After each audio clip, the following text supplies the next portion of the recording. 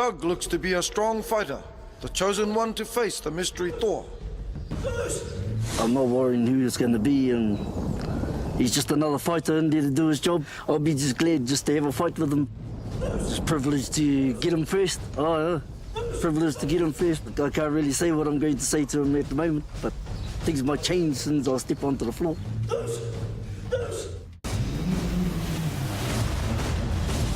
Who will the mystery Thor be? The 13th warrior.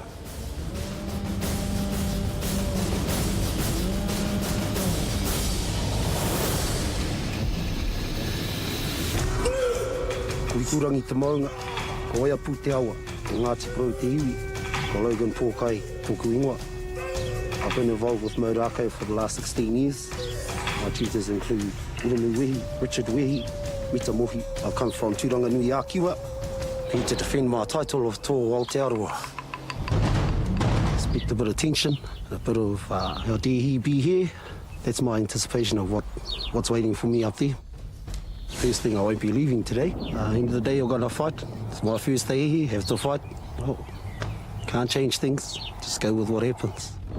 Straight on to the Paporo Rako, not knowing anyone, underdone. A bit different from last year when I was here for the whole 2 weeks. We'll soon see how I feel. Win tonight, ka hoki mai te tō Aotearoa. It's Logan versus Doug.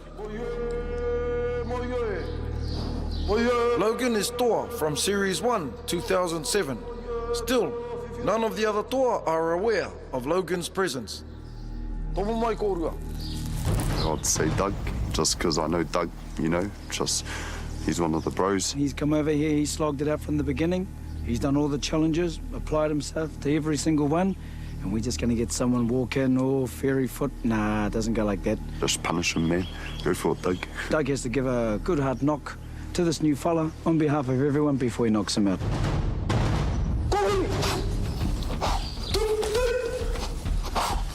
Logan is in black and lands the opening points to this bout. Doug responds with welcoming blows. And again.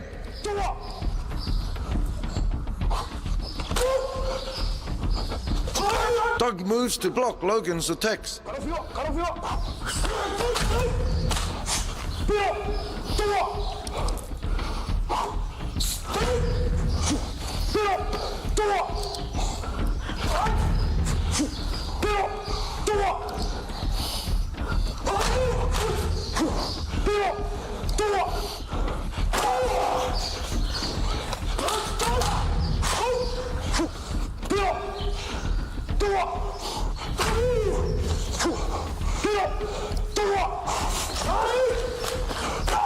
Logan loses his footing and drops to the ground, but gets up and comes back fighting.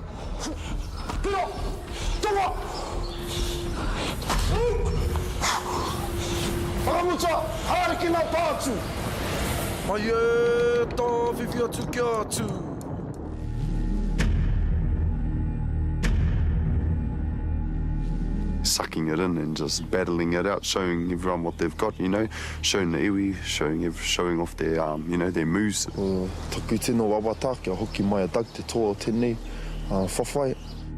Doug is taking on the mystery 13th warrior. Douglas' cousin, Ngāti Pike on the house, bro. Show him your pikeaotanga, bro. Small, poto, hard, bro. Straight into the guts and knock him over. That's all I can say. Kia kaha. Kia kahara kōrua. Tua! Piro! Tua! Piro! Tua! Piro! Doug has come out unleashing his attacks on Logan, scoring valuable points.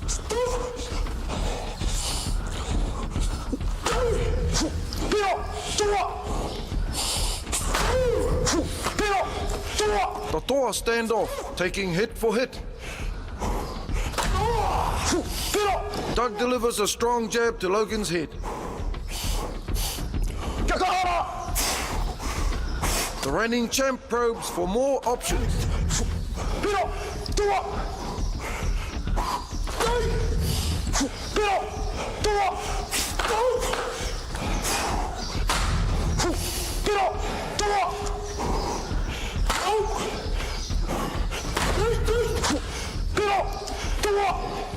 Both toa continue to fight hard, bringing us close to the end of round 2.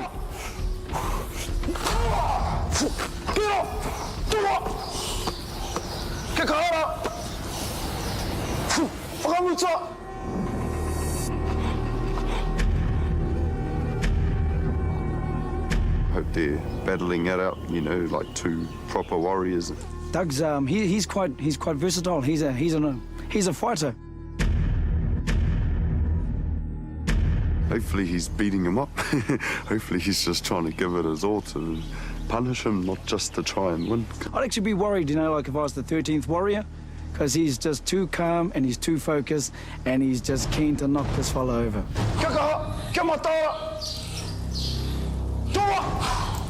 Round 3. Doug scores the opening points.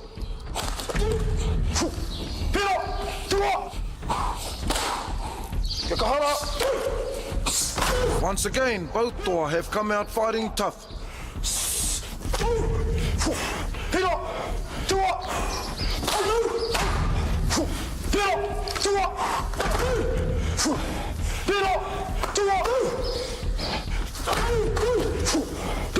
Great stamina shown by the toa, taking every opportunity to score. Doug changes his fighting style to get into his opponent, showing great skill.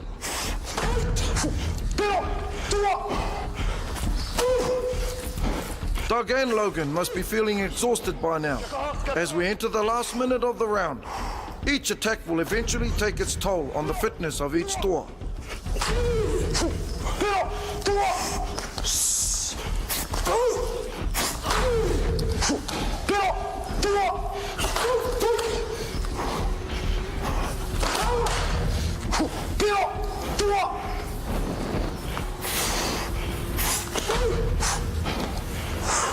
A final point to Logan as we end round 3.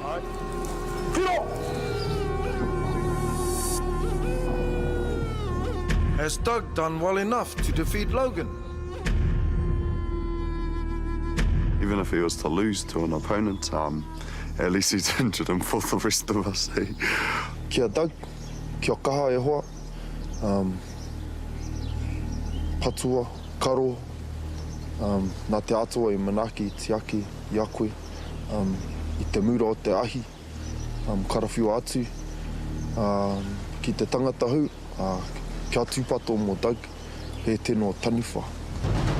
Me nā taniwha I tātari ana mō aia. Doug has one more round to secure his win as we enter the 4th and final round.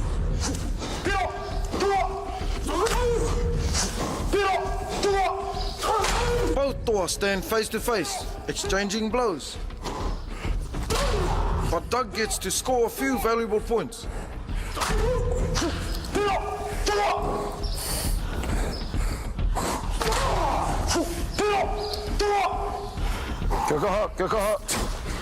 Logan is finding it very hard to break Doug's defense.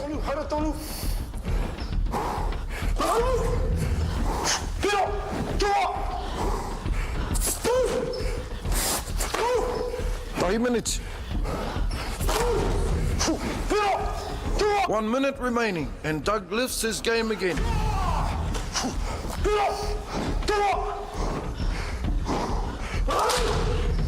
A skilled side attack from Logan.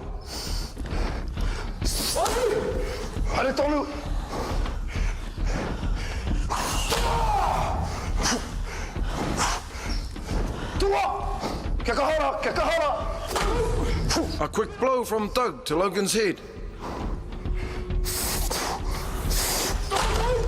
Crucial points are in the making as we near the end of the fight. Who will be going home? Will the mystery fighter take Doug's place in Te Kāhui Toa? A quality fight from both toa, showing great strength, fitness, and courage. After the first round, I was pretty puffed. Nothing really, was just to get the points. Get in and out as fast as I could, block as many as I could. But did Doug have enough to stop the reigning champ? I think his style was more solid. Didn't move anywhere. He was right there, enticing you to hit him. And if he didn't, he hit you. Tēnā nō rā tātou e te kāhui toa. Tēnā kōrua, ngā toa tātai rākau mō tēnei rangi. The kāhui toa will be keen to see the face of the mystery 13th warrior. Pakanga nui ko tērā. Tēnā koe e te toa rangatira, mai te tai rāwhiti. Mō ui hoki mai ai ki tēnei hui ngā toa. Ā ki te karo atu, i ngā werotanga. A ngā toa o tēnei, te hui ngā toa, tuarua. Huri ake anō ki a koe, mai a Ngāti Rangitihi. Mō tō kaha, ki te aukati, i ngā pūkenga i ngā mahi kaha, a tēnei toa, te toa wao te aroa, rua, mano, māwhitu. Nō reira, ki taku taha, katau, ko Ngāti Rangiti, ko koe tau. Tēnā koe hoa. Doug has done it. He remains with the kāhui toa. Logan will leave. Round 4, I was this close to falling over. But taking nothing away from Rangitihi, he was there to the end. And I commend him for that. And I wish him all the best for te tō o Aotearoa, rua manu mawari. Very humbling experience to Nere Fulton. I heard a lot about him prior to the fight, and yeah, when I come in, I knew it was him, and I knew I would knock out with the best. Kia kaha moto hiko i peri for the rest of the year and into next year. And hopefully I'll see you somewhere along the road, somewhere down Te Tai Rāwhiti. Kia ora. If you come in underdone, you'll get cooked up just like how I did. I think your tipuna would be very proud of you, brother. You represented your people well, and I hope you do well within this forum. O reira, mauri toa!